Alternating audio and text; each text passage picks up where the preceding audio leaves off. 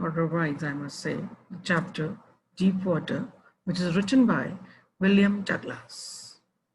First of all, let me give you some introduction about William Douglas. The author William Douglas was a very successful person later on in his life, but as a child, he had the problem of hydrophobia. Now, let me tell you what is hydrophobia. Hydrophobia is fear of water. And this chapter, Deep Water, is about how he comes out of his fear. He narrates his misadventure, first in California Beach, and then that occurred when he was 10 or 11 years old in YMCA swimming pool. And how he developed hydrophobia and what made him to come out of it is a complete story about. So now first let us discuss how was his hydrophobia developed. First time when he was 3 to 4 years of age, he went to California Beach with his father, and there one wave came and knocked over him and he fell down from his father's lap. He was just lying down near the surf only, so it was impossible for him to drown. Therefore, the father was laughing and he took it very lightly. But that left a deep impact on William's mind, and fear from water started developing at that time. Then he had a plan to learn swimming so that whatever fear of water he has, he can come out of it. So for that, he decided to join YMCA pool. Now, what is YMCA? YMCA is Youth Men Career Association, and he wanted to join YMCA pool because earlier, if he want to go to learn swimming, he can also go to Yakima River, but Yakima River is very treacherous and very dangerous. YMCA pool was the most successful, most safest one to learn swimming because it is 2.5 deep from the shallow end and 9 feet deep from the other end. So it has a gradual fall. So it's safer for him to learn swimming there, right? And then when he learns swimming there, he has a longing to learn swimming, and therefore he knew very clearly how to do it. So, but he again was scared to go alone into the pool. Right. Therefore, he gets a pair of water wings, and he was really very thin. So he was really very ashamed of showing his skinny legs. And he decides to learn swimming by imitating others. When others are in the pool, only then he used to go inside the pool and do swimming and imitate their steps that they are doing, the way they are moving their hands and legs. He also used to do that. But he was just getting comfortable with water, but another misadventure happened.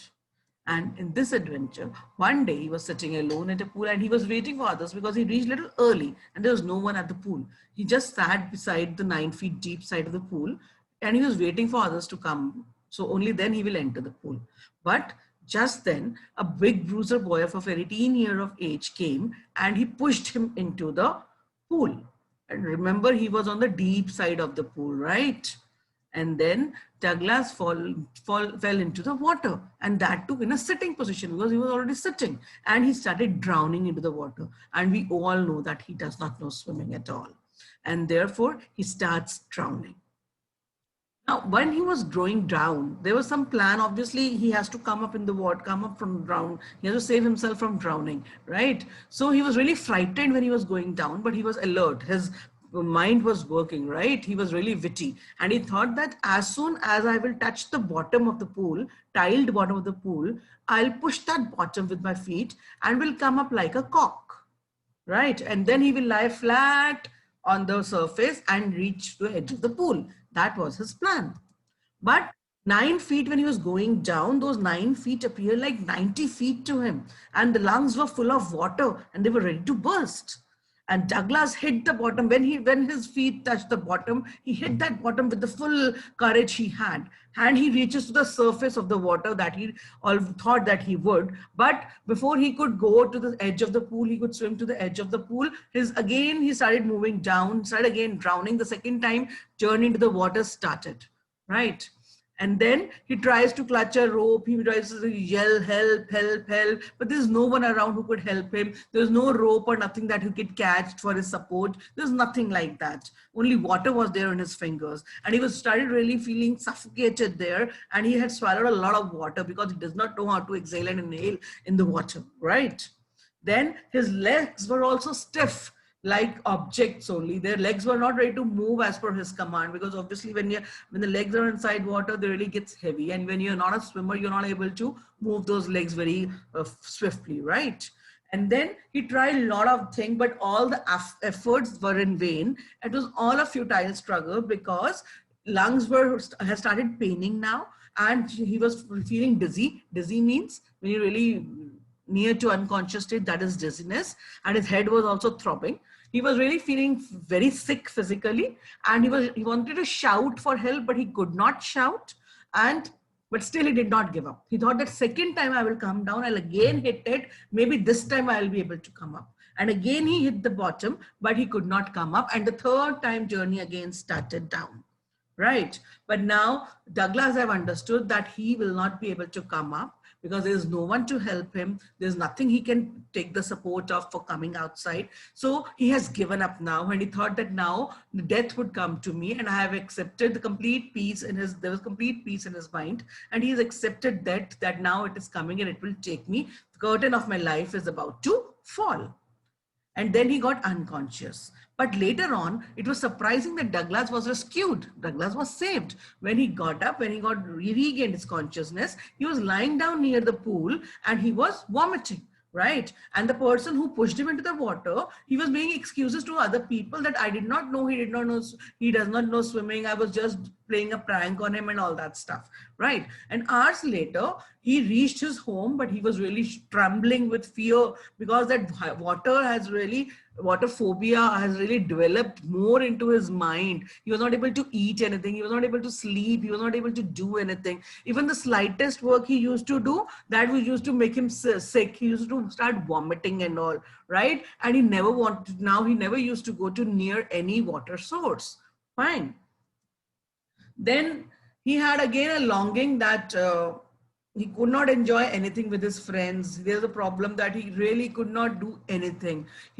That phobia has developed very hardly. The fear of childhood, from the childhood, he was following that fear only from the California, starting from the California, then this misadventure. So everything was going around, and he could not enjoy any water sports with his friends, because every friend used to go, let's go to swimming, rafting, boating, but he never used to go anywhere, because as soon as he reaches near any water source, that all that fear used to come back, right? And then but he was determined that no, I have to defeat the fear. It is impossible to go on like this in my life with this hydrophobia. And therefore, one day he decided to hire an instructor who will teach him how to swim.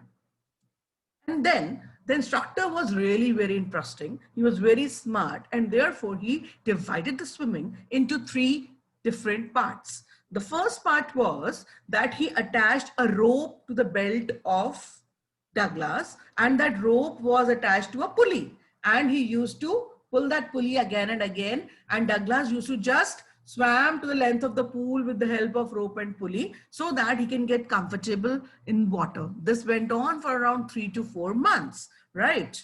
And then the second step came when the instructor taught him how to exhale and how to inhale while swimming. He taught him that when you're outside water, you have to inhale, but when you go inside water, you have to exhale. This again went for another 1 or 2 months. And then the third step came. The third step was kicking his legs. He taught him how to kick his legs. Earlier, when he started swimming, the legs were not able to move as per his command, because obviously I told you earlier also, the legs were really stiff in water. But slowly and gradually with practice, he was able to kick his legs as he was wanting them to do, right? And then finally, when all these 3 steps were succeeded by Douglas, the instructor joined all the 3 steps together and then told Douglas, now swim to the length of the pool. And finally, the swimmer was made out of Douglas. The instructor job was over, but Douglas' work was not over, because Douglas knew that I was able to complete this swimming. I was able to do swimming just because the instructor was there with me. If he's not here, maybe that fear would come again.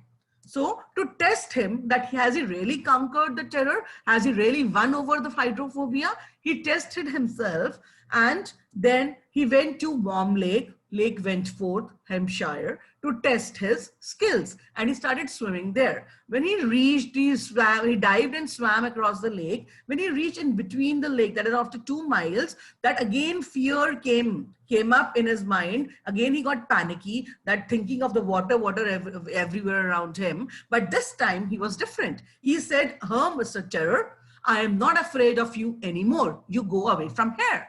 This shows that fear of water was no more in Douglas' mind. He has won over his fear of water. Therefore, Roosevelt very clearly said in his quotation that all we have to fear is fear itself. And just because of that fear, he used to fear that I cannot do anything. But once this fear of water went away, his all fear have gone, and he really became courageous. So this chapter really shows that if you're determined, if you will, you have a great willpower, you can come out of any situation. You have to come out any such situation. So let us now talk about the theme of the chapter. If I talk about the theme of the chapter, Deep Water deals with the childhood fear of Douglas, a misadventure at YMCA pool. And it developed an aversion of water. He does not want to go near water. The story really focuses on the fact that childhood fears must never be left casually. They must be tackled there and then only, and they should be solved, because if they will not be tackled in the childhood, they will grow big and big with the maturity of the person. Therefore, Douglas analyzes his fear and finally determines to overcome it. Therefore, I always say that determination erases the impossible. I repeat, determination erases the impossible. Thank you. I hope you would have understood. Now, please consider my question bank that was given in the Google Classroom. Thank you.